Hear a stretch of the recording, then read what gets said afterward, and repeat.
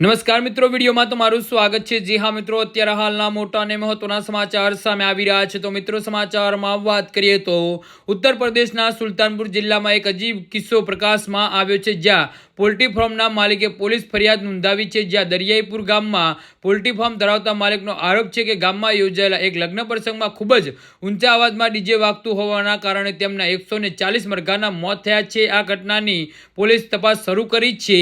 તો સમગ્ર વિસ્તારમાં આ મામલેને લઈ ચર્ચા થઈ રહી છે। તો કહેવાય છે કે 25 એપ્રિલના રોજ દરિયાઈપુરના રહેવાસી બબ્બન વિશ્વકર્માની દીકરીના લગ્ન હતા। જાન કુકડવાના રામભદ્રપુરવાથી આવી રહી હતી અને આરોપ છે કે જાનમાં ડીજે પણ લાવવામાં આવ્યા હતા અને આ ડીજેનો અવાજ એટલો વધારે હતો કે કાન પડ્યું, કંઈ સાંભળાયું નહીં। તો બાદમાં આ ડીજે જાન સાથે સબીર અલીના પોલ્ટ્રી ફાર્મ પાસેથી પસાર થઈ હતી, જ્યાં ફૂલ અવાજથી મરઘીના વાડામાં અફરાતફરી મચી ગઈ હતી અને પોલ્ટ્રી ફાર્મના સંચાલક સબીર અલીનું કહેવું છે કે રાતના લગભગ 9:30 વાગે ડીજેના કાનફળિયો અવાજના કારણે ફાર્મમાં રહેલી 140 મરઘીઓને દમ તોડી દીધો હતો। સાબિરનું કહેવું છે કે દેકારો એટલો હતો કે મરઘીઓ ડરી ગઈ હતી, તેના કારણે તેમના મોત થઈ ગયા હતા અને ઘટના બાદ પીડિત પોલ્ટ્રી ફાર્મ સંચાલક બિલદીરાય પોલીસ સ્ટેશનમાં ફરિયાદ નોંધાવી હતી। પોલીસે આ મામલે ગંભીરતાથી લેતા ડીજે સંચાલક પરેશપુરી કુડવાર રહેવાસી કવિતા યાદવ વિરુદ્ધ સંબંધિત ધારાઓને ફરિયાદ નોંધી છે।